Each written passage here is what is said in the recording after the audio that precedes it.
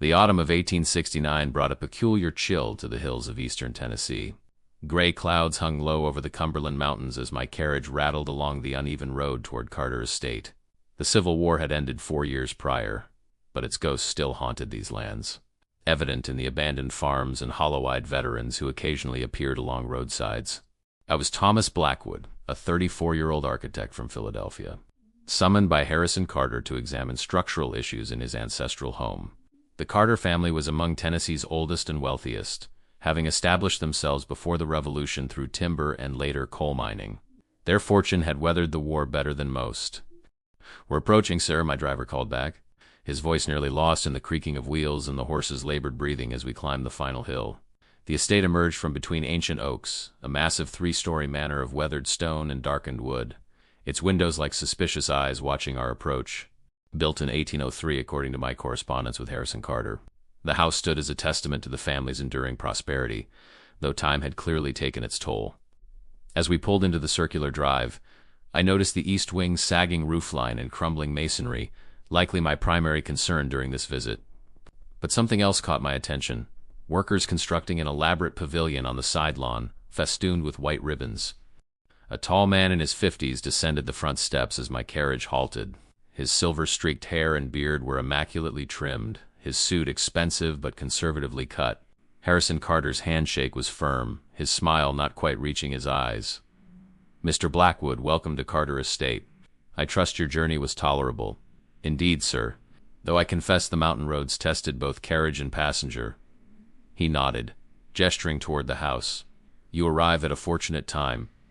My daughter Eleanor is to be married this Saturday. You'll witness a Carter family wedding, a tradition stretching back generations. Congratulations," I replied, though something in his tone suggested the occasion brought more obligation than joy.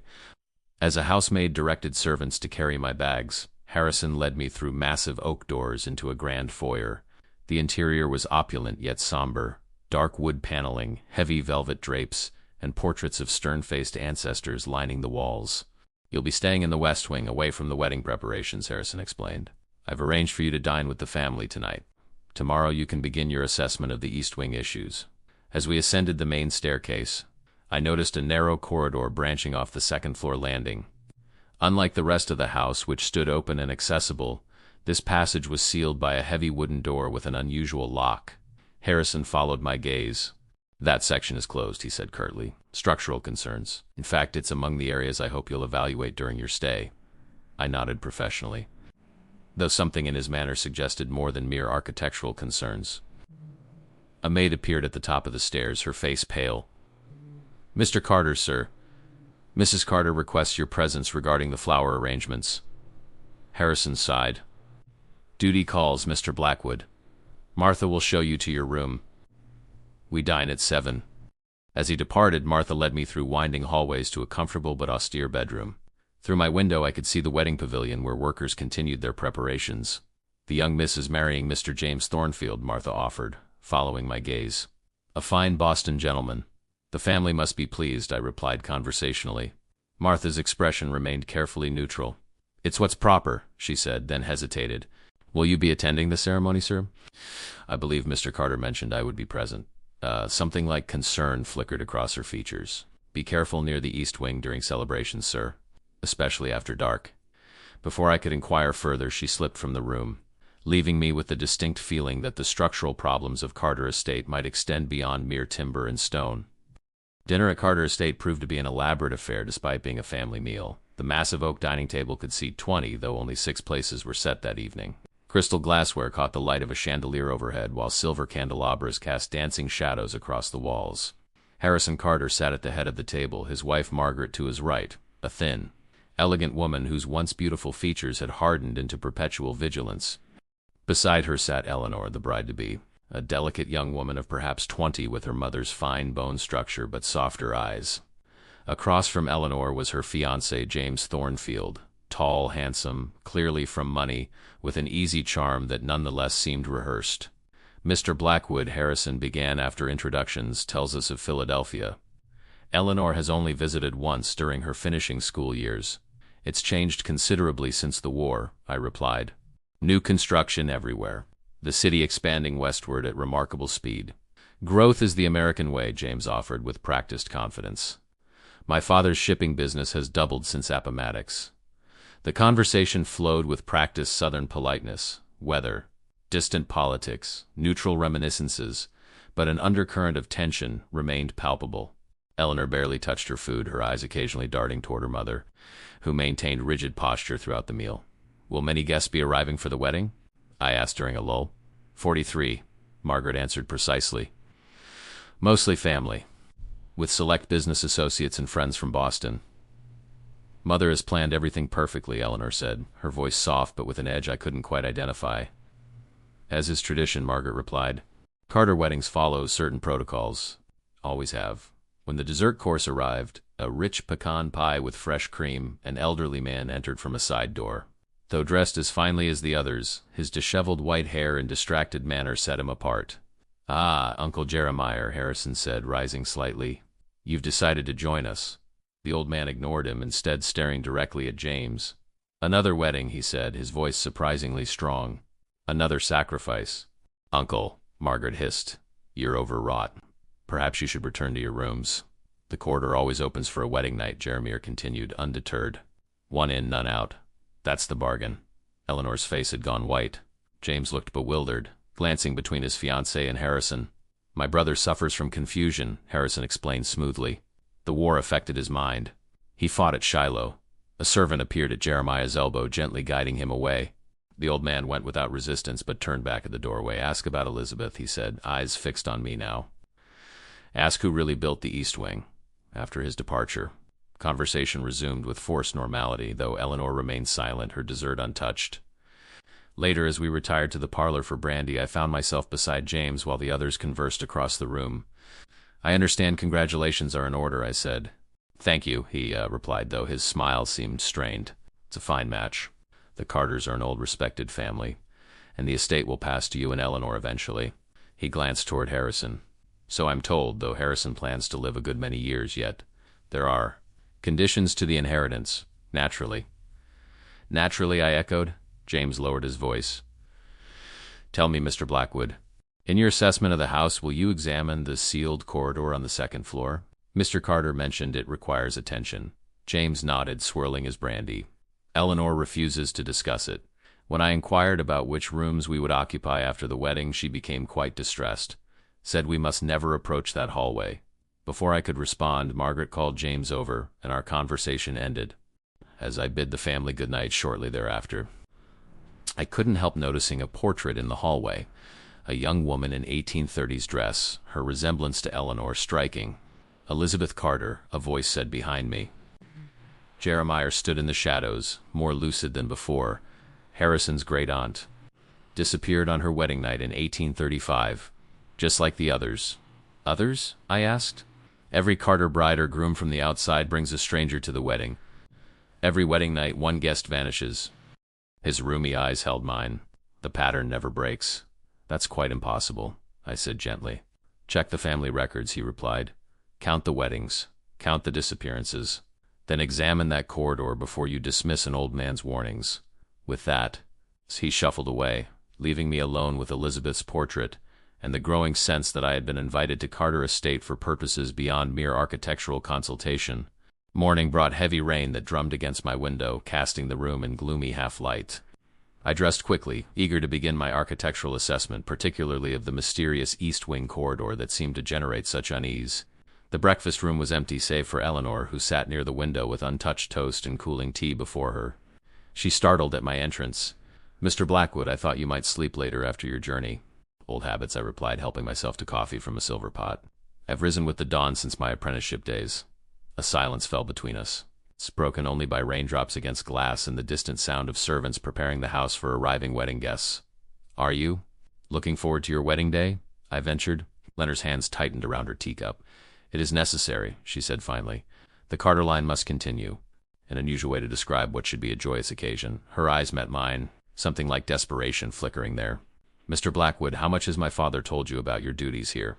"I'm to assess structural issues, particularly in the East Wing, and nothing else." "No. Special instructions regarding the sealed corridor?" I hesitated. "He mentioned it requires evaluation." Eleanor leaned forward, lowering her voice. That corridor has been sealed for generations, yet every wedding night something changes. The next morning it's as if...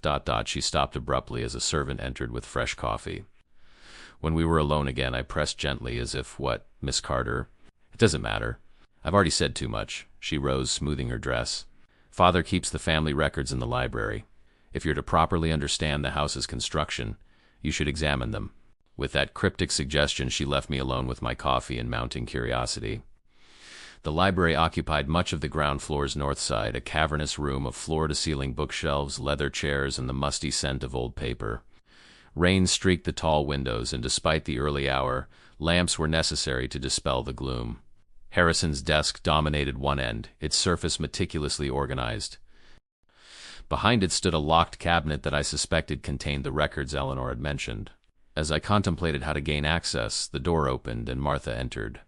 "Mr. Blackwood," she said, seeming unsurprised to find me there. "Miss Eleanor mentioned you might require assistance with the family records." She produced a key from her apron pocket. "Mr. Carter is meeting with the minister this morning. He needn't know." The cabinet yielded several leather-bound volumes, ledgers, correspondence, and architectural drawings dating back to the estate's construction. Martha disappeared, returning minutes later with tea and a silent nod before leaving me to my research. The earliest documents revealed that the original Carter homestead was a modest structure built in 1776. The current manor began construction in 1803 under William Carter, Harrison's grandfather. Intriguingly, the east wing, including the now-sealed corridor, was a later addition, completed in 1834 for William's son Jonathan upon his marriage to a Virginia heiress. As I followed the chronology through carefully preserved correspondence and construction receipts, a disturbing pattern emerged. Following the east wing's completion, each Carter wedding coincided with unusual expenditures: replacement furniture, newly commissioned portraits, settlements to unknown parties, and occasional police inquiries marked resolved. Most telling was a leather journal containing household records from 1835 to 1868. Within its pages, I found entries documenting each wedding celebration held at the estate.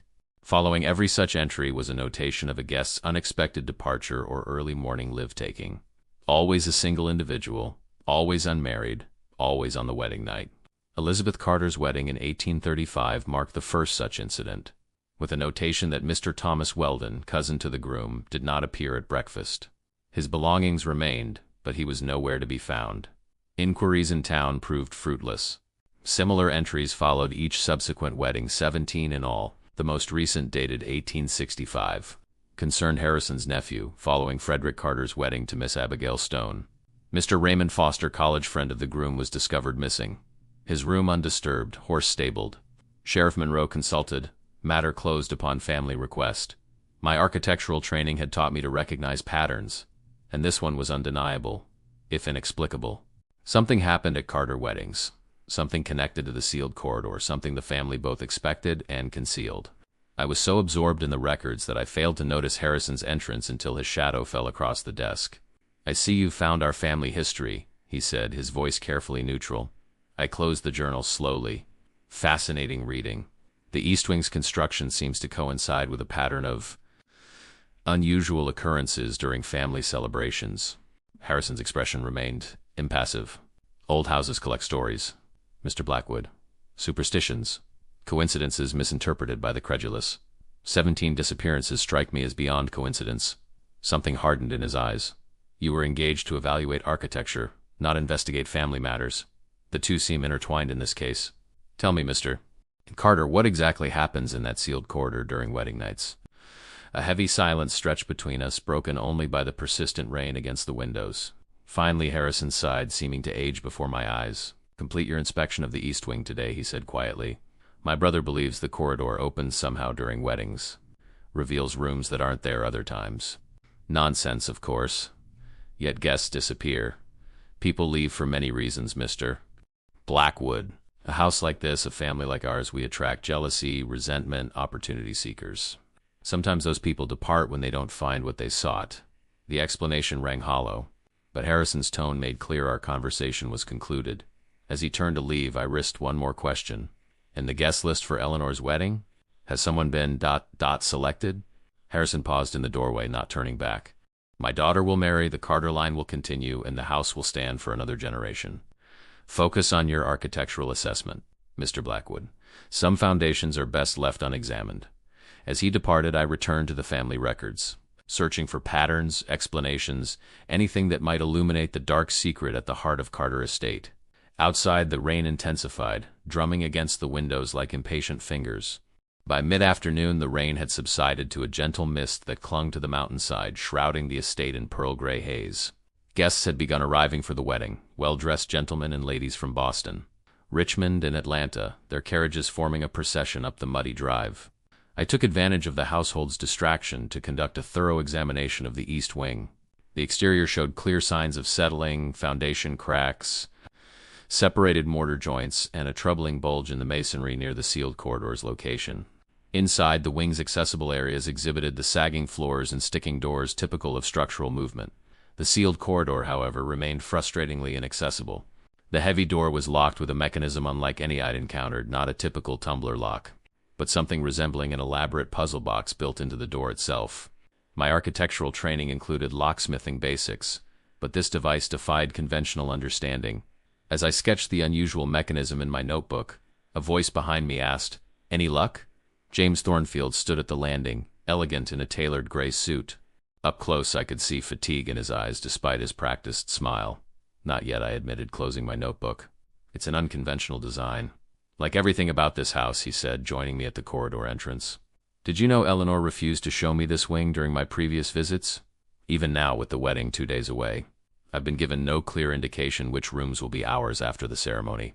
Perhaps they're being prepared as a surprise." James gave a humorless laugh. "The Carters aren't given to pleasant surprises, Mr. Blackwood. They're a family of traditions and obligations." He lowered his voice. "Last night, after you retired, I overheard Harrison and Margaret arguing about the selection. Margaret insisted someone named Rebecca Hamilton would be suitable. The name matched the guest list I'd seen in the household records. A second cousin of James from Baltimore, unmarried, 26 years old. Did you inquire what they meant?" When I entered the room, they fell silent immediately. James ran his fingers along the corridor door's frame. "Curious, isn't it? A sealed passageway in a house this size, where space is hardly at a premium. Perhaps it accesses private family rooms. Then why not simply lock it conventionally? Why this elaborate mechanism? Why the secrecy?" His knuckles whitened against the doorframe. "And why does Eleanor wake screaming from nightmares about a wedding sacrifice?" Before I could respond, footsteps echoed from the main staircase. Margaret Carter appeared, her face tightening upon seeing us at the corridor entrance. "James, darling, your parents have arrived. Eleanor is welcoming them in the drawing room." Her tone was pleasant but left no room for refusal. James gave me a meaningful look before departing with his future mother-in-law. I returned to my examination of the corridor entrance, measuring and documenting the unusual architectural features while contemplating the disturbing pattern emerging around Carter family weddings. As afternoon faded toward evening, I sought Jeremiah Carter, finding him in a small study off the library. Unlike our previous encounters, he appeared entirely lucid, studying a chess problem with intense concentration. "Knight to Queen's Bishop 3, I offered from the doorway." Jeremiah smiled without looking up. The obvious move is rarely the best one, Mr. Blackwood. Please join me." I settled into the chair opposite him. The chess pieces were beautifully carved ivory and ebony, some yellowed with age. "This set belonged to my grandfather," Jeremiah said, noting my interest. "William Carter, the man who built this house and unwittingly cursed our family." "How so?" Jeremiah's fingers hovered over a bishop. "You've seen the records. You know about the disappearances. I know 17 guests have vanished during Carter weddings since 1835. What I don't know is why." The old man finally met my gaze. "What do you know about pacts, Mr. Blackwood?" "Not the political kind, the other sort. Bargains made in desperation. I'm an architect, sir, not a theologian. William Carter was dying of consumption in 1803. Doctors gave him months. Yet he lived another 30 years, built this house, established a dynasty." Jeremiah moved a chess piece. "Check." I studied the board, moving my king to safety. "You're suggesting some sort of supernatural arrangement?" "I'm suggesting nothing. I'm telling you what happened." Jeremiah's voice remained calm, measured. "William made a bargain. His life and prosperity in exchange for tribute, one soul every generation, delivered through the marriage bed. That's absurd, is it? The East Wing was completed in 1834, just before William's death. The first wedding afterward, Elizabeth Carter's, marked the first disappearance. The pattern has held ever since." I leaned forward. What exactly happens in that corridor during wedding nights? It opens, Jeremiah said simply. Not to the rooms that are there now, to somewhere else. The selected guest finds their way there, drawn by something they hear or see. They enter. By morning, the corridor is sealed again. And the family allows this for generations? Jeremiah's eyes clouded with grief. Some fight it. I did when it was my turn to marry. Refused to bring a guest, refused to select a sacrifice. My bride died on our wedding night. Heart failure, the doctor called it. He moved another piece. Checkmate in 3 moves.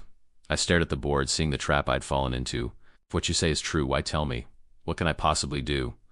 Perhaps nothing. Perhaps everything. Jeremiah began resetting the chess pieces. You're here because Harrison believes the house is failing. The bargain requires the estate to stand, the family to continue. If the foundation is crumbling, double quotes, he thinks I can fix it, preserve the status quo.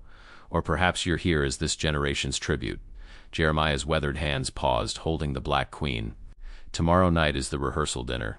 The wedding follows on Saturday. By Sunday morning, someone will be gone. The dinner bell rang, interrupting our conversation. As we rose, Jeremiah caught my arm. Watch Eleanor tonight. Watch who they seat beside James's unmarried cousin, Rebecca. That's how they marked the selection. As I followed him toward the dining room, the weight of his words settled over me like the gathering darkness outside. If even half of what he suggested were true, I was witnessing something far beyond architectural decay, a moral rot that had corrupted generations of Carters, a sickness that would claim another victim in less than 48 hours. That night, sleep eluded me. The wind had picked up, moaning through the eaves and rattling the windows of my room in the west wing. Beyond my door, the great house creaked and settled, each sound amplified by my growing unease. Shortly after midnight, I abandoned any pretense of rest and dressed quietly. The oil lamp in my room provided enough light to review my notes on the East Wing's construction, but the architectural anomalies only deepened the mystery. According to the original plans, the sealed corridor should have led to a series of guest bedrooms. Yet the exterior dimensions didn't match the interior layout, suggesting either significant modification or deliberate deception in the drawings. A soft knock at my door startled me. Opening it, I found Eleanor standing in the darkened hallway, a shawl wrapped tightly around her nightdress, her face pale in the lamplight. "Miss Carter," I whispered, conscious of propriety despite the hour. "Is something wrong?" "Everything," she replied, her voice barely audible. "May I come in, please?" I stepped aside, leaving the door partially open for the sake of her reputation. Eleanor moved to the window, keeping her back to me. "I heard you speaking with Uncle Jeremiah earlier, about the corridor. About what happens at Carter weddings. He shared some unusual theories." She turned, eyes glistening with unshed tears. "They're not theories, Mr. Blackwood. 2 days from now I will marry James and someone will disappear. It's been this way since before I was born. Why continue the tradition? Surely in this modern age you don't understand." Her fingers twisted in her shawl. "It isn't a choice. Those who've tried to break the cycle faced consequences far worse than the loss of a stranger." Jeremiah mentioned his bride, double quotes, Aunt Sophia. She was found in their bed, expression frozen in terror. And she was the lucky one. Eleanor moved closer, lowering her voice further. "My own sister tried to run away rather than marry. They found her hanging from a tree on the property boundary. Everyone called it suicide from wedding nerves. I felt a chill that had nothing to do with the night air. You believe something, compelled her? I believe our family made a bargain long ago, Mr. Blackwood, one that cannot be broken without devastating consequences." She glanced toward the door. "Tonight I overheard my parents finalizing the selection. Rebecca Hamilton, James's cousin. They've given her the blue room, the one nearest the sealed corridor. What exactly happens to these people, Eleanor?" She shook her head. "No one knows. Or if they do, they never speak of it. The door opens during the wedding night. By morning, someone is gone, no trace, no explanation. Just empty rooms and belongings left behind, and you're willing to participate in this? To begin your marriage with a disappearance, possibly worse? What choice do I have?" Her composure finally broke, tears streaming down her face. "I cannot flee like Margaret tried. I cannot die like Sophia. The Carter line must continue, the house must stand, and the bargain must be honored." I wanted to comfort her, but found no words equal to such a horror. Instead, I asked, "Why tell me this? What can I possibly do?" "Tomorrow night after the rehearsal dinner, they'll unlock the corridor for cleaning and preparation.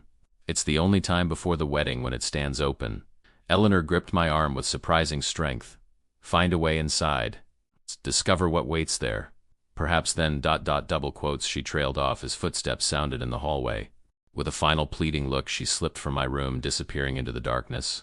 I returned to my notes with renewed purpose, no longer merely documenting architectural features, but searching for anything that might explain the sealed corridor's secrets. Sleep was impossible now, my mind filled with calculations, theories, and growing dread. Dawn found me still at my desk, surrounded by sketches and diagrams. I had formulated a plan, though its success depended on timing, luck, and whatever I might find when the mysterious corridor finally opened. The day passed in a blur of wedding preparations and forced social interaction. More guests arrived hourly, the house filling with conversation and nervous laughter. I conducted my official inspection of the East Wing, documenting genuine structural issues while surreptitiously examining the sealed corridor from every accessible angle. By evening, 52 guests had assembled for the rehearsal dinner, a lavish affair in the formal dining room. I noted Rebecca Hamilton's placement at the table, directly beside Harrison Carter, who engaged her in constant conversation. She was a pretty young woman with intelligent eyes and an easy smile, clearly honored by the family's attention. My stomach twisted, knowing she'd been marked for something unimaginable. After dinner, as guests filtered into the parlor for music and brandy, I positioned myself near the main staircase, waiting for my opportunity. It came shortly after 10 o'clock when Harrison discreetly summoned two servants and ascended to the second floor. I followed at a careful distance, watching as they approached the sealed corridor. Harrison produced a small wooden box from his jacket. From it, he removed an unusual key, not metal, but what appeared to be carved bone. The servants carried cleaning supplies and stood respectfully back as Harrison inserted the key into the door's mechanism. A series of metallic clicks followed, and the heavy door swung inward. "Complete your work quickly," Harrison instructed the servants. "The corridor must be sealed again before midnight." As they disappeared inside with lanterns, Harrison remained at the threshold momentarily, staring into the darkness beyond with an expression I couldn't decipher. Resignation, perhaps, or something approaching grief. Then he turned and descended the staircase, leaving the door unlocked behind him. I gave him time to rejoin the gathering below, then moved swiftly to the corridor entrance. The door stood slightly ajar, lamplight flickering from somewhere deep within. Taking a steadying breath, I slipped inside, careful to leave the door as I found it. The corridor stretched before me, narrower than the house's main hallways and lined with closed doors. The air felt strangely dense, carrying a faint mineral scent like damp stone. At the far end, I could hear the servants working in one of the rooms, their movements punctuated by quiet conversation. Moving silently, I tried the nearest door on my right. It opened to reveal a small, immaculately preserved bedroom, not dusty from disuse as expected, but ready for occupation, with fresh linens on the bed and a vase of flowers on the nightstand. The room's furnishings appeared decades out of date, reminiscent of styles popular in the 1830s. The next room proved identical in condition, but furnished for a male occupant. A third contained a small sitting room with 2 chairs arranged before a cold fireplace. Each space was meticulously maintained, yet felt untouched by time, as if preserved from the day the corridor was first sealed. At the corridor's end stood another door, different from the others, heavier, with iron bands across its surface and no visible handle or keyhole. As I examined it, the servants emerged from a nearby room. "Sir, you can't be here." The older woman's face registered alarm. "Mr. Carter gave strict instructions." "I am conducting my architectural assessment," I replied smoothly. Mr. Carter requested a thorough examination of the East Wing, particularly this corridor. They exchanged uncertain glances. "We weren't told." "You may continue your duties," I said, with an authority I didn't feel. "I merely need to take some measurements." Reluctantly, they returned to their cleaning, though I felt their eyes on me as I approached the iron-banded door. Up close, I could see unusual markings etched into the metal, not decorative patterns but symbols unlike any architectural notation I recognized. I placed my palm against the door's surface, surprised to find it warm to the touch despite the corridor's coolness. As my fingers traced one of the symbols, I felt a subtle vibration, as if something beyond the door had responded to my presence. "You mustn't touch that, sir." The servant woman had abandoned her pretense of working. That door doesn't open, not tonight. What's behind it?" Her expression grew guarded. "Nothing that concerns an architect, please, sir. You should leave before Mr. Carter returns." "When does it open?" I pressed, though I suspected the answer. "You know when," she replied quietly. "Everyone in this house knows when." A clock somewhere in the house struck the quarter hour, 11:15. The servants began gathering their supplies with increased urgency. "We must finish and be gone by 11:30, the woman explained. "Mr. Carter returns then to seal the corridor." I had 15 minutes to discover what I could. As the servants moved to another room, I examined the iron door more closely, looking for any mechanism that might reveal its purpose. The symbols seemed to form a pattern, concentric circles containing what might have been words in a language I couldn't identify.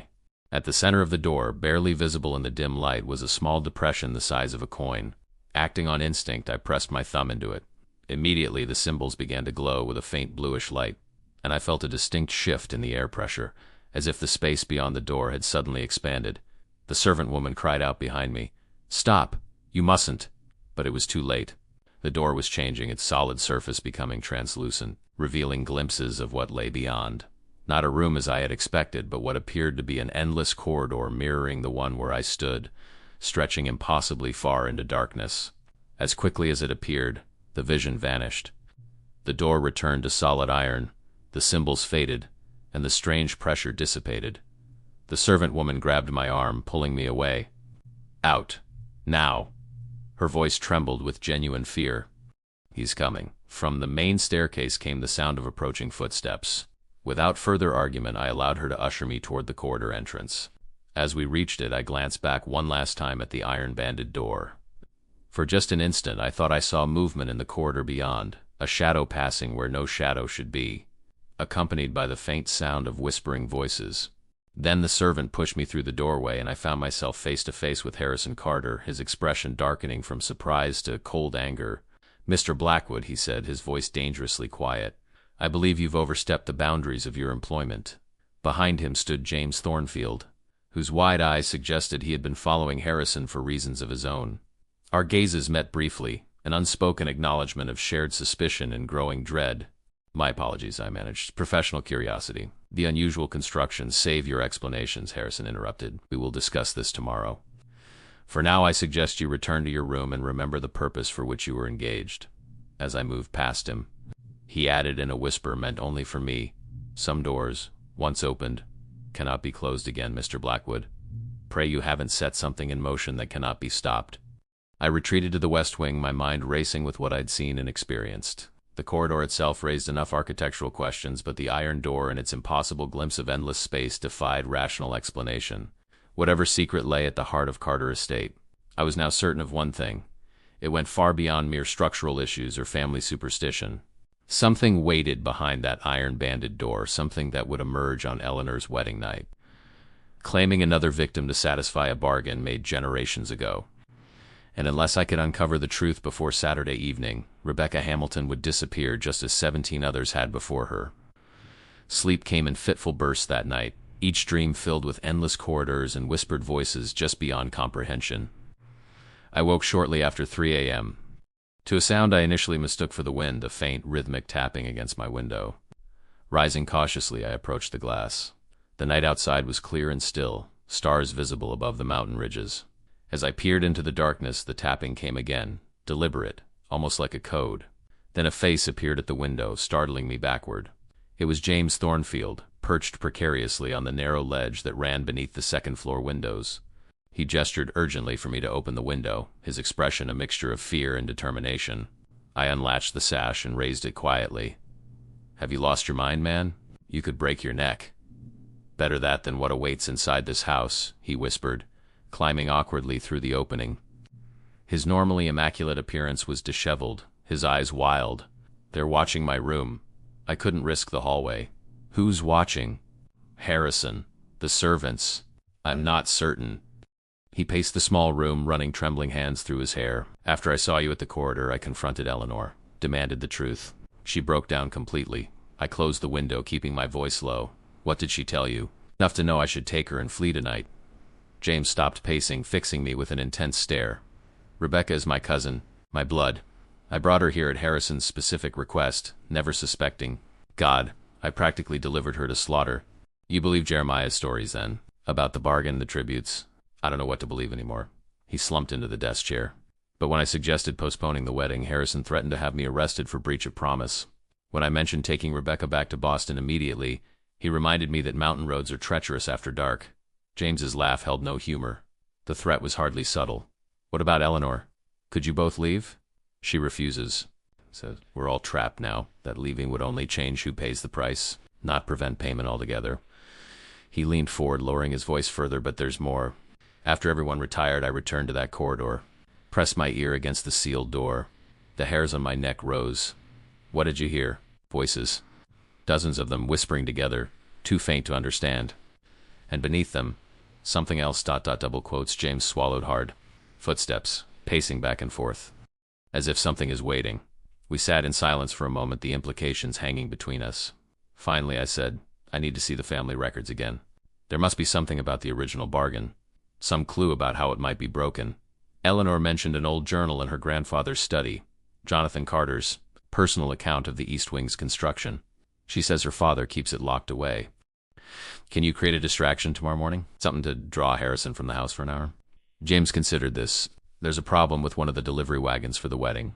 I could exaggerate its significance, perhaps suggest some of the Boston guests are arriving early and need to be met in town.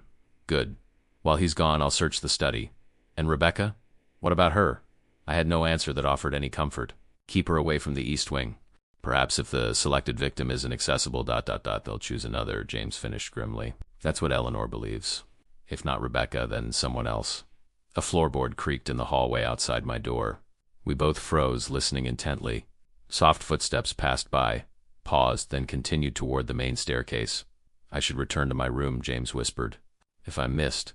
I helped him back through the window, watching as he carefully navigated the ledge toward a decorative trellis that would allow him to descend to the ground floor.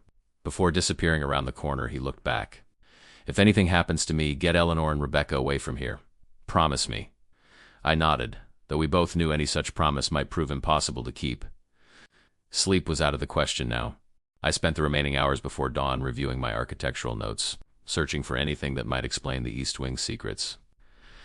The discrepancies in the measurements suggested hidden spaces, perhaps even a concealed passage connecting the sealed corridor to other parts of the house.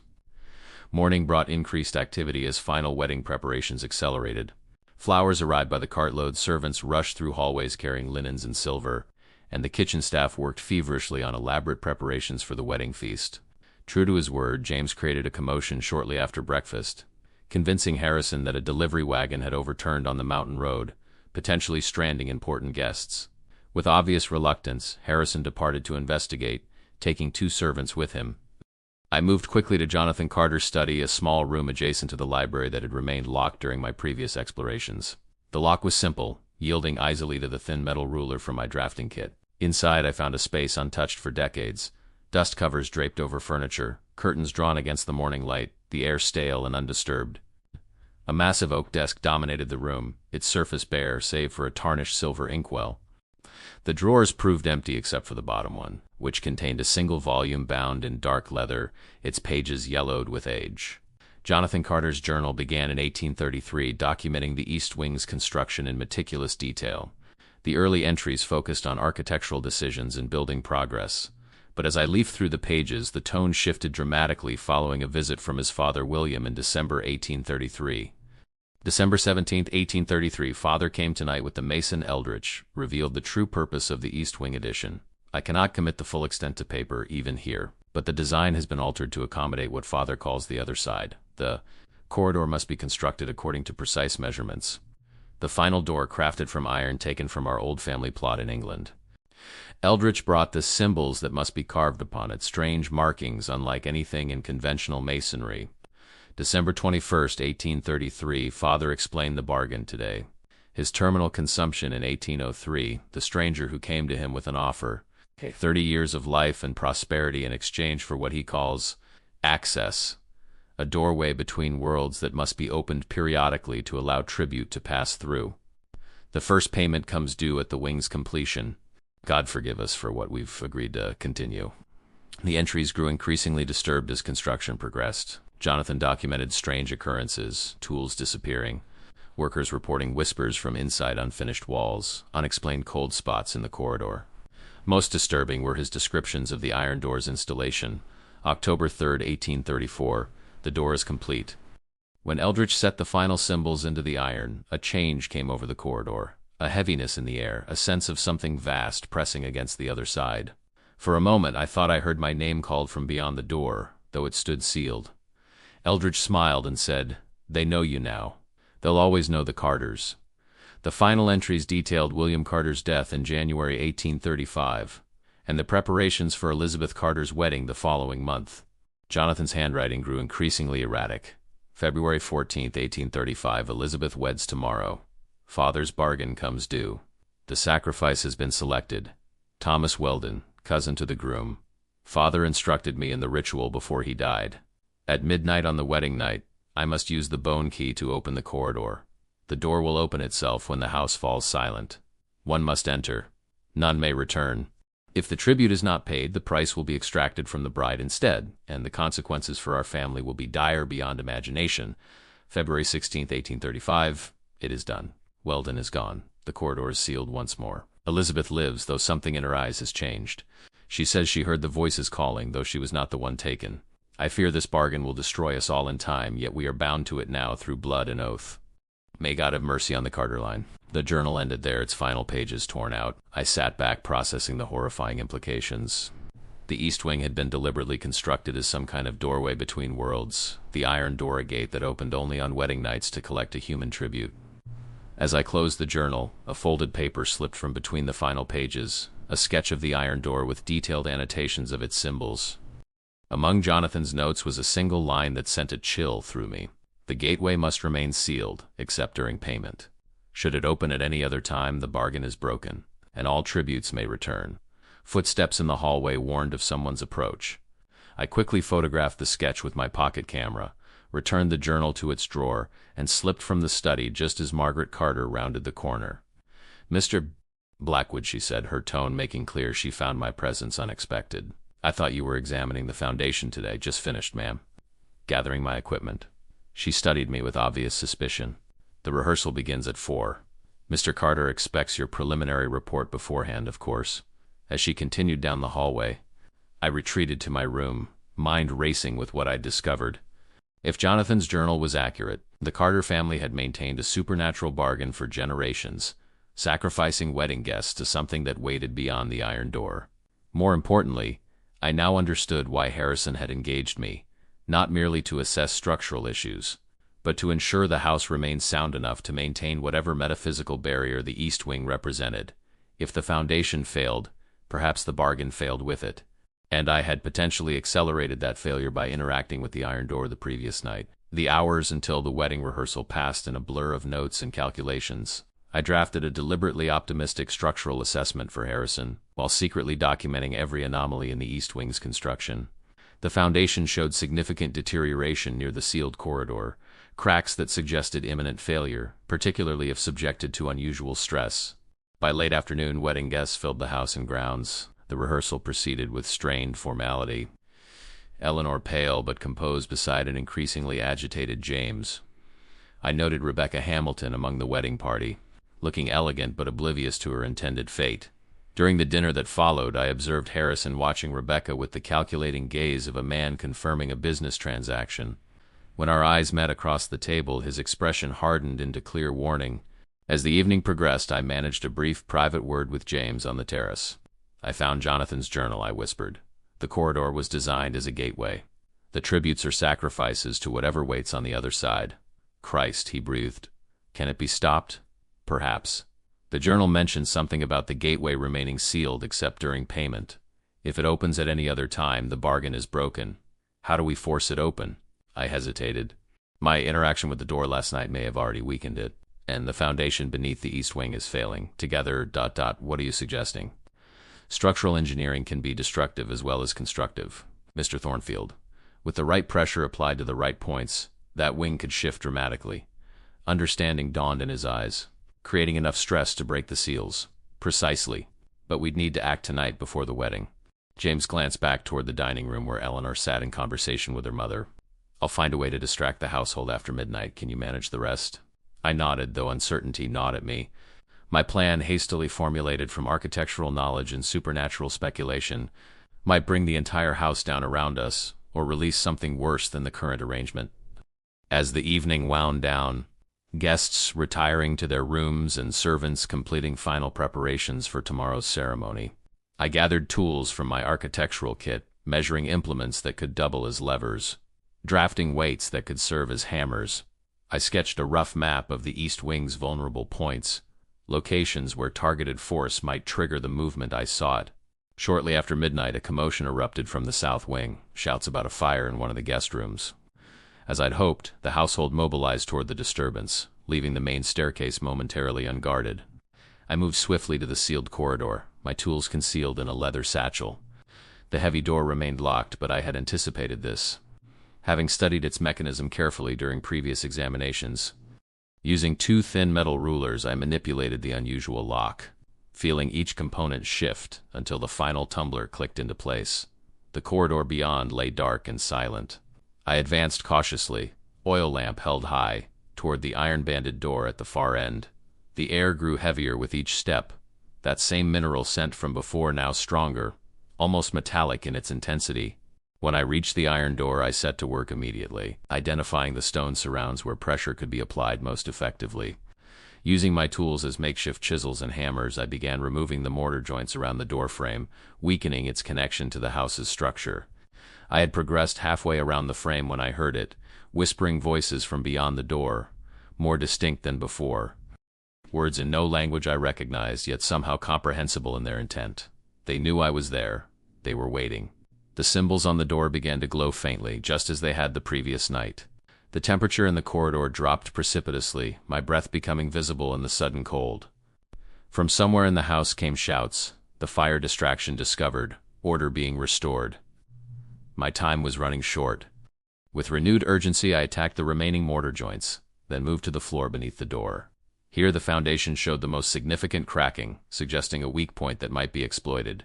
I drove a steel measuring rod into the largest crack, applying leverage with all my strength. For a moment nothing happened. Then came a deep, ominous groan from within the walls, the sound of a structure under sudden, catastrophic stress. The floor beneath me shifted perceptibly. Plaster cracked along the corridor ceiling. The iron door, now partially separated from its frame, began to vibrate intensely, its symbols pulsing with bluish light. I stepped back, watching as the door's surface rippled like disturbed water. The whispers beyond grew louder, more urgent. A thin line of light appeared around the door's edge. Not the warm glow of oil lamps, but a cold, unnatural illumination that seemed to bend wrongly in the air. Then came the sound of running footsteps approaching the corridor entrance. Harrison Carter's voice called out in alarm, "The East Wing! Something's happening." I had seconds at most. Gathering my courage, I drove the measuring rod into the floor one final time, twisting it with all my might. The crack widened dramatically, the floor dropping several inches with a thunderous crack. The iron door shuddered violently, then swung inward with a sound like tearing fabric. Beyond it lay not a room, but a vast, impossible space, a mirror of the corridor stretching endlessly into shadow, populated by dim figures that moved toward the opening with unnatural grace. The voices resolved into a single word, repeated over and over, "Free." As Harrison appeared at the corridor entrance, his face contorting in horror at what he witnessed, the figures surged forward. They were human in shape, but wrong somehow, their proportions subtly distorted, their features indistinct except for eyes that reflected the cold light like polished metal. "What have you done?" Harrison screamed, his composure shattered. "Do you realize what you've released?" Before I could respond, the first figure stepped through the doorway, a young man in clothing decades out of fashion, his movements jerky and uncertain as if relearning how to exist in our world. I recognized him from a portrait in the main hall, Thomas Weldon, the first tribute, taken in 1835. Behind him came others, each wearing the fashions of their respective eras, each moving with that same unsettling gait. 17 in all, every missing guest from every Carter wedding, returned from whatever prison had held them beyond the iron door. As the last figure emerged, a young man who had disappeared only 8 years prior, the house shuddered violently. Cracks raced along the corridor walls, plaster falling in chunks from the ceiling. The iron door swung wider, and something else began to emerge. Something larger, darker, its form constantly shifting as if unable to settle on a single shape. "The bargain is broken," Harrison whispered, his voice hollow with desperation. "God help us all." The returned tributes turned as one toward Harrison, their expressions hardening from confusion to recognition, then to cold purpose. As they advanced toward him, I backed away, uncertain whether to flee or intervene. The decision was made for me as the ceiling gave way in a shower of debris, separating me from Harrison and the returned tributes. I heard his scream cut short as I ran toward the corridor entrance, the house breaking apart around me. In the main hall, chaos reigned. Guests in nightclothes rushed toward exits as servants attempted to maintain order. Through the confusion, I spotted James hurrying down the stairs with Eleanor and Rebecca, all three carrying hastily packed bags. "Blackwood," he called upon seeing me. The east wing collapsing, I confirmed, pulling them toward the front entrance. The door opened. They've returned. All of them. Eleanor's face went chalk white. And the one who waits behind them? The collector of tributes? As if in answer, a tremendous crash sounded from the east wing, followed by an inhuman howl that shook the very foundations of the house. The chandelier swayed dangerously overhead, crystal tinkling like wind chimes before a storm. We need to leave. Now. I pushed them toward the door as part of the grand staircase collapsed behind us. We burst into the cool night air along with dozens of panicked guests and servants. Behind us, Carter Estate was tearing itself apart, windows shattering, walls buckling, the east wing visibly sinking into the earth as if being reclaimed.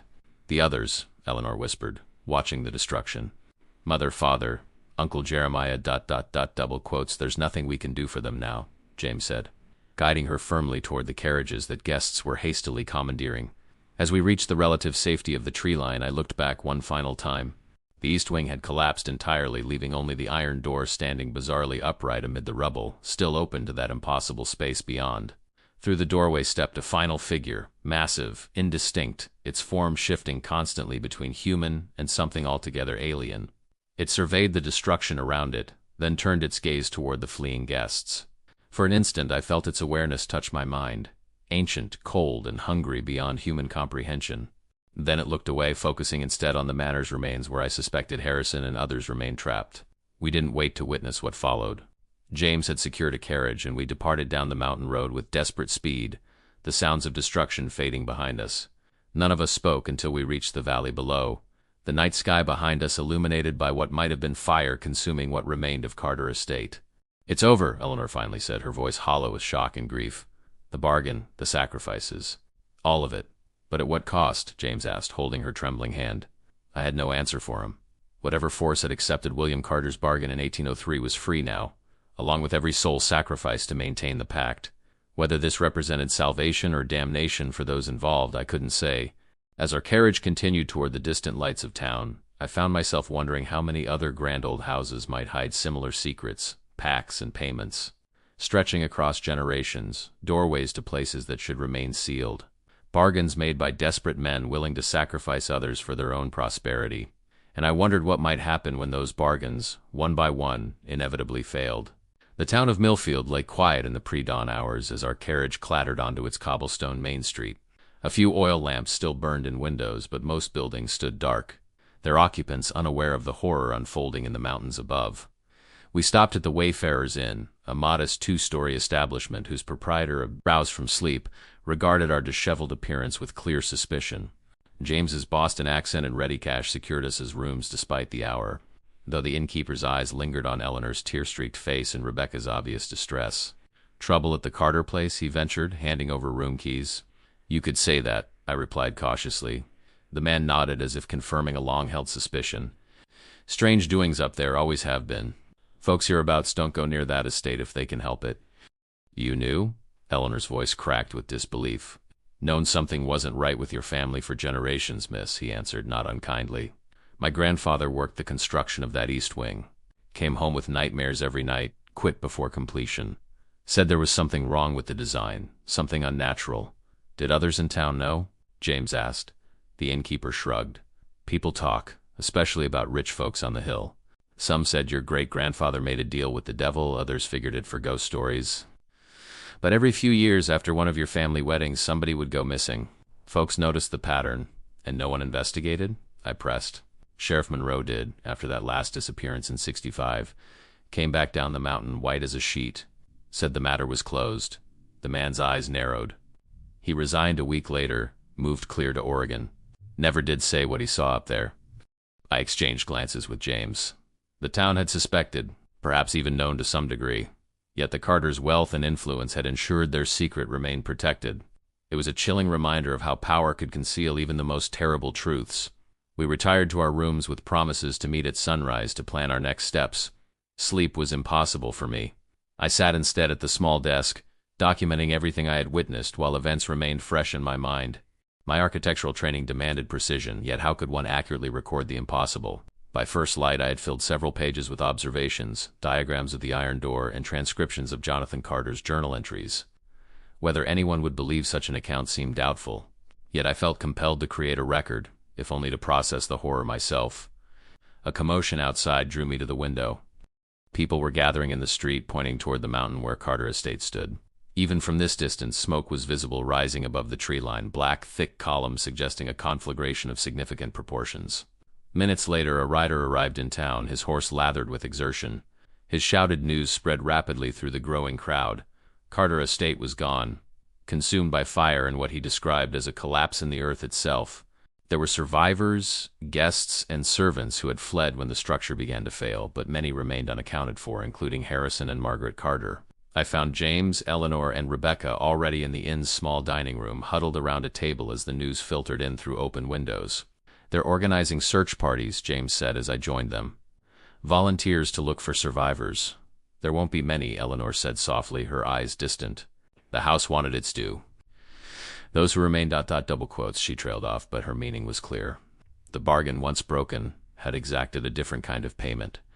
Not the calculated tribute of a single guest, but a chaotic claiming of all within reach.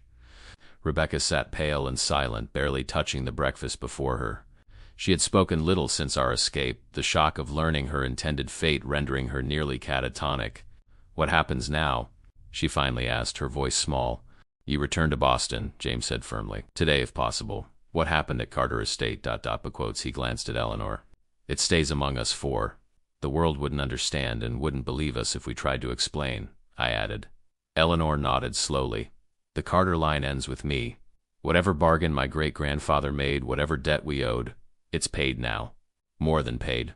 Throughout the morning, reports arrived from the mountain, each more disturbing than the last. The estate had not merely burned, but had seemingly collapsed into the earth, leaving a depression where once it stood.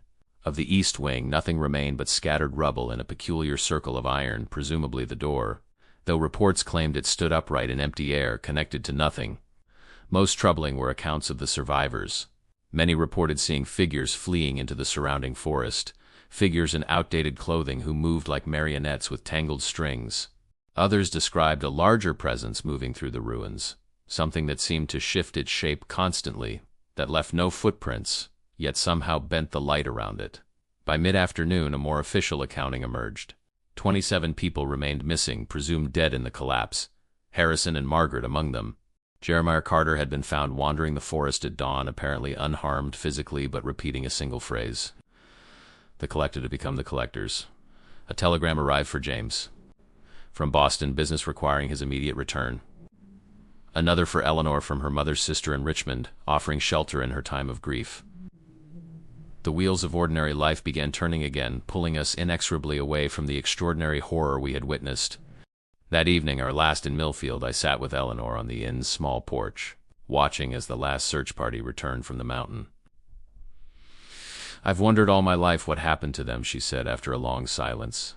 "The ones who disappeared, whether they died quickly or suffered in some ... other place. Now I almost wish I didn't know they were conscious all those years, waiting beyond that door. What will you do now?" I asked gently. "Begin again. Somewhere far from Tennessee, under a different name." She smiled sadly. "The Carter fortune, what remains of it after settling the estate's affairs, will provide comfortably enough. Perhaps I'll even marry someday, though I doubt I'll ever host a wedding." "And the others who returned? The former tributes?" Eleanor's expression darkened. 17 souls taken unjustly, imprisoned beyond our world for generations. I doubt their return brings peace. More likely vengeance." "You think they'll seek out the remaining Carters?" "I'm the last. But there were others involved, families who knew the arrangement, who participated in selections over the years. The Thornfields, actually. Though James never knew." She glanced toward the inn where James and Rebecca were preparing for tomorrow's departure. "His grandfather helped choose the tribute in 1898. His father did the same in 1932. Does he know?" "Oh, I told him this afternoon. He deserves the truth, however painful." Eleanor sighed. "The returned may seek them out, or perhaps they'll simply try to reclaim the lives stolen from them. Either way, I expect strange reports will emerge in coming years, inexplicable disappearances, people acting oddly, impossible sightings. And the collector, the entity behind the door? Free, after more than a century?" Eleanor shuddered. "My father once said our bargain kept it contained as much as it kept us prosperous. The tributes were its food, but the arrangement also limited its reach. Now, she gazed toward the darkening mountain. Now I think it hungers for more than single souls delivered according to schedule. The implications hung heavily between us. Whatever force William Carter had bargained with in 1803 now walked the world unfettered, its appetite for human tributes no longer constrained by the terms of a deteriorating pact. The next morning brought subdued farewells at the train station. James and Rebecca departed first, bound for Boston and the familiar comforts of civilization. Eleanor would leave that afternoon for Richmond, carrying nothing from her former life but a small valise and the burden of her family's terrible legacy. "What about you, Mr. Blackwood?" she asked as we waited on the platform. "Back to Philadelphia and architecture?" I considered the journal in my satchel, filled now with observations of Carter Estate and its supernatural characteristics. I think my professional interests have evolved. There are other old houses with strange histories, other families with secrets they're desperate to conceal or understand. You would seek them out after what you've seen? Concern creased her brow. "Knowledge is the only defense against horror," I replied. "Someone should document these occurrences, these bargains, create a record for those who might face similar situations." Eleanor studied me for a moment, then reached into her purse. "Take this, then." She pressed a small key into my palm, carved from yellowed bone, identical to the one Harrison had used to unlock the sealed corridor. It was my father's. I found it among the belongings he sent down with the first evacuees. What does it open? Nothing now. But it might serve as a reminder, or perhaps a warning. She closed my fingers over it. "Some doors are sealed for good reason, Mr. Blackwood. Remember that in your new pursuits." As her train departed, I remained on the platform, turning the bone key over in my fingers. Its surface was warm despite the cool autumn air, the intricate notches forming a pattern similar to the symbols on the iron door. That night in my hotel room before my own departure, I dreamed of corridors, endless passageways stretching through darkness, doors standing ajar to reveal glimpses of other worlds. Behind me, footsteps approached with measured patience. Before me, voices called with increasing urgency. I awoke clutching the bone key, its edge having cut into my palm during sleep, leaving a thin line of blood that traced one of the carved symbols perfectly. Outside my window, a figure stood in the street below, gazing up at me with eyes that reflected moonlight like polished metal. It wore the outdated clothing of the 1830s, its posture unnaturally stiff. As I watched, it raised a hand in greeting, or perhaps warning, before turning away, moving with that distinctive marionette gait toward the next house. The bargain was broken, the collected had returned, and the collector now walked freely among us. And I, Thomas Blackwood, architect turned chronicler of the impossible, had helped release them all. My return to Philadelphia in late October 1869 should have marked a return to normalcy, to drafting tables and client meetings, to the comfortable routines of city life. Instead, I found myself changed, my perception of reality fundamentally altered by what I had witnessed at Carter Estate. The architectural firm where I had been employed for 7 years seemed trivial now, its concerns with cornices and column spacing absurdly mundane. I resigned within a week of my return, citing personal reasons. My colleagues regarded this decision with confusion, noting my distracted manner and newfound tendency to examine walls and doorways with unusual intensity. Using my savings, I established a small private practice, ostensibly focusing on historical renovation. In reality, I began researching other properties with histories similar to Carter Estate, grand old houses with unusual architectural features, owned by families with suspicious prosperity and whispered legends. The bone key Eleanor had given me became something of a talisman. I kept it in my desk drawer, occasionally taking it out to examine its intricate carvings. Twice I woke to find it had moved during the night, though I lived alone and kept my apartment securely locked. 3 weeks after my return to Philadelphia, the first newspaper reports appeared. In Charleston, a respected judge had vanished from his locked bedchamber, leaving behind a room full of confused dinner guests. In Boston, a banker had begun speaking in an archaic dialect, claiming to be someone who had disappeared in 1851. Near Chicago, a farmhouse had collapsed into a perfectly circular depression, its residents describing a tall man who bent in ways a man shouldn't bend before they fled. I collected these stories methodically, mapping their occurrences across the eastern United States. A pattern emerged, each incident connected somehow to families who had experienced unusual prosperity following the sudden death of an ancestor. Many involved properties with architectural anomalies similar to Carter Estate's East Wing. In December, a letter arrived from Eleanor, now living under her mother's maiden name in Richmond. Her handwriting displayed a nervous energy. "Mr. Blackwood, I hope this finds you well, though I suspect well is relative for those who have witnessed what we did. I write because I've had news that might interest you. James's father passed away suddenly last week, heart failure, according to the telegram. The curious detail, which James shared reluctantly, was the state of Mr. Thornfield Sr.'s room afterward. The windows and doors remained locked from within, yet the body bore an expression of such terror that the undertaker required additional payment to prepare it for burial. More disturbing still, a servant reported seeing someone leave the room shortly before the body was discovered, someone matching the description of Raymond Foster, the college friend who disappeared during Frederick Carter's wedding in 1865. The servant assumed it was a visitor and thought nothing of it until later. I believe it has begun, Mr. Blackwood. The collected are collecting. Whether from vengeance or some compulsion passed to them from their captor, I cannot say. I only know that those connected to their original disappearances are now at risk. Be careful in your investigations. The bone key I gave you marks you as connected to the Carters, for better or worse. With concern, Eleanor, her letter confirmed my suspicions. The entity freed from behind the iron door, what Eleanor had called the collector, had somehow transferred its purpose to its former captives. They were now seeking tributes of their own, targeting those who had benefited from or participated in the original bargain. My research intensified, driven by both scholarly interest and growing personal concern. I traced connections between affected families, documenting architectural similarities in their properties. Many featured unusual corridors, sealed rooms, or doorways with non-standard dimensions. Some contained symbols matching those on the Carter estate's iron door, though often subtle, incorporated into moldings or disguised as decorative elements. In February 1870, I traveled to Boston, ostensibly to consult on a renovation, but actually to meet with James Thornfield. We convened in his office, a wood-paneled sanctuary high in a financial district building. James had aged years in just months, his once confident demeanor replaced by haunted vigilance. He kept a loaded pistol in his desk drawer, he admitted, though he doubted its efficacy against what pursued him. My father was the third, he told me, voice low despite our privacy. My uncle in New York was found dead in December, my grandfather's former business partner last month. All locked rooms, all unexplained, despite the best detectives money could hire. The returned tributes, I suggested, taking revenge on those who participated in their selection. James nodded grimly. Rebecca is safe, at least. She's married now, moved to California with her husband. Distance seems to matter to these ... visitors. They haven't pursued anyone who moved beyond the Mississippi. What about you? Have you considered leaving? Every day, James admitted, his fingers drumming nervously on his desk.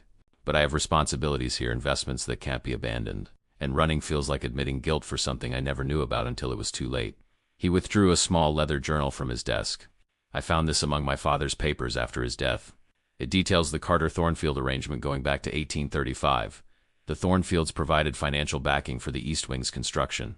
In return, they received investment opportunities that built our family fortune. And helped select tributes, I added. James nodded grimly. One generation binding the next to complicity through prosperity. I've documented every family involved in the original pact. There are 7, including the Carters and Thornfields. We spent the afternoon reviewing his research, correlating it with my own findings. The pattern was unmistakable. The returned were systematically visiting representatives of each family, working through generations from oldest to youngest. It's only a matter of time before they reach me, James concluded, unless I can find a way to break the cycle. Spring brought increasing reports of strange occurrences across the eastern United States. Locked room disappearances continued, but new phenomena emerged. Buildings that seemed larger inside than their external dimensions should allow. Doorways appearing temporarily in solid walls. People reporting lost time after entering certain rooms. I continued my architectural consulting as cover while pursuing my real investigation. My reputation grew in certain circles. Those who had experienced architectural anomalies sought me out, sharing stories of houses that defied conventional explanation. In April, I received an urgent telegram from Eleanor. A strange visitor yesterday stop claimed to be Elizabeth Carter stop, new things only. Family could know stop, says others gathering. Tennessee stop, come immediately stop. I departed for Richmond that evening, the bone key secured in an inner pocket. The train journey passed in fitful sleep, interrupted by dreams of endless corridors and whispering voices. When I arrived at Eleanor's modest home on the city's outskirts, I found her pale but composed, a loaded shotgun propped beside her parlor chair. She looked exactly like the portrait, Eleanor said without preamble. Elizabeth Carter, my great-great-aunt who disappeared in 1835, wore the same dress, spoke with the speech patterns of that era. But her movements were wrong, jerky, like she was unused to her own body. What did she want? to deliver a message. She said, "We've learned what he taught us. Now we're building our own door." Eleanor's hands trembled slightly. She said, "The tributes have returned to Carter Estate, or what remains of it. They're constructing something on the ruins. The iron door stood after the collapse, I recalled. Could they be rebuilding around it?" "I think it's worse than that." Eleanor retrieved a newspaper clipping. 3 engineering students went missing near the former estate last week, before they disappeared. They sent this sketch to a professor. The drawing showed a circular structure built from stone and iron, centered around a doorway that matched the one from the East Wing corridor. But the proportions were wrong, deliberately distorted to create an optical illusion that drew the eye inward with dizzying effect. They're not just recreating the door, I realized. They're enhancing it, making it more powerful. Elizabeth said they need one final component. Eleanor's voice dropped. "A key." My hand moved instinctively to my pocket where the bone key rested. "This key?" She didn't specify. But before leaving, she looked directly at where you now sit and said, "He'll understand when he arrives." Eleanor shuddered, as if she knew you were coming. The journey back to Tennessee felt like moving backward in time. Each mile brought sharper memories of Carter Estate, the whispering corridor, the iron door with its impossible space beyond, the returned tributes moving with their unsettling gait. Eleanor insisted on accompanying me despite my objections. Rebecca, upon hearing our plans through correspondence with James, surprised us by joining our party in Louisville. Her California marriage had dissolved, her husband unable to cope with her nightmares and increasing paranoia following the Carter Estate incident. "I need to see it ended," she explained simply. "Whatever it is." We arrived in Millfield on May 17, 1870, finding the town dramatically changed. Many businesses stood abandoned, windows boarded, streets largely empty even at midday. Those residents who remained moved quickly between destinations, eyes darting nervously toward the mountain where Carter Estate had once stood.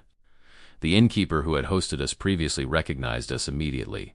"Shouldn't have come back," he muttered, reluctantly providing rooms. "It's nothing but trouble up there now." "What's happened to the town?" I asked. "People started leaving after strange folks began appearing." He glanced toward the window. Folks in outdated clothes who didn't talk right, who moved funny. They'd watch houses for days, then someone would go missing. After the 3rd disappearance, families started packing up. "And the estate ruins?" Eleanor pressed. "Nobody goes up there anymore. Sheriff tried once, came back babbling about a door that opened to nowhere, and people building something that hurt his eyes to look at." The innkeeper's voice lowered. "They say at night you can see lights up there. Here singing that don't sound quite human." The following dawn, we set out toward the former Carter Estate, Eleanor, Rebecca, and myself, joined by James Thornfield, who had arrived on the midnight train. None of us spoke much during the journey, each lost in private thoughts about what awaited us. As we crested the final hill where Carter Estate had once dominated the landscape, we halted our horses in collective shock. The mansion was gone, as reported, leaving a depression in the earth. But at its center stood a new structure, a circular arrangement of stone pillars surrounding the iron door, which somehow remained upright despite connecting to nothing. More disturbing were the figures moving around the site, at least a dozen individuals in clothing from different eras, all moving with that distinctive puppet-like gait. They appeared to be making adjustments to the stone pillars, measuring angles, carving symbols into the surfaces. "The tributes," Rebecca whispered. "All 17 of them." "No," James countered, "counting. There are more. 20, perhaps 21. A chill ran through me as I realized the implications. New tributes. They've been collecting. We retreated to a sheltered position that allowed observation without exposure. Through field glasses, I studied their construction.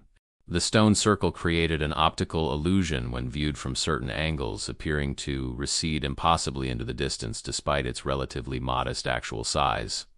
"They've created a focal point," I explained to the others. "The original door was built into the house structure, limiting its power. This arrangement amplifies it, creates a standing gateway that doesn't require architectural support." "To what end?" James asked. Eleanor's face had gone ashen. Elizabeth said they learned what he taught them. The collectors showed them how to build doors, how to take tributes. "They're making a permanent opening between worlds," I concluded. "Not just a doorway that opens on schedule, but a permanent breach." As evening approached, we witnessed an unsettling ceremony. The returned tributes gathered around the circular structure, their movements becoming synchronized as they chanted in a language none of us recognized. The iron door began to glow with that now familiar blue light, its surface rippling like disturbed water. From within my pocket, the bone key grew warm, then hot enough that I was forced to remove it. In my palm, it pulsed with the same blue luminescence as the door. They're trying to open it permanently, I said, understanding finally dawning. But they need the key. This key, to complete the connection. Then we destroy it, James said firmly. I shook my head. I've tried. It cannot be broken by conventional means.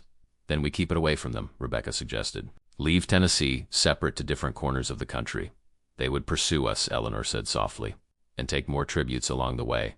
As darkness fell completely, a figure detached itself from the gathered tributes and began walking unerringly in our direction. Elizabeth Carter. Exactly as she appeared in her portrait from 1835, her movement that distinctive marionette gait. He has brought it, she called, her voice carrying unnaturally through the night air. The key comes to complete our work. The others turned as one, 17 pairs of eyes reflecting moonlight like polished metal. Behind them, something moved in the darkness beyond the iron door, something large that seemed to bend the very light around it. We need to leave, James urged, pulling at my arm. Now, before they surround us. But I stood transfixed, the bone key burning in my palm. My architect's mind finally comprehending the true nature of what William Carter had. Built not just a house with a hidden door, but a calculated structural weakness in the barrier between worlds. And I, Thomas Blackwood, understood what needed to be done.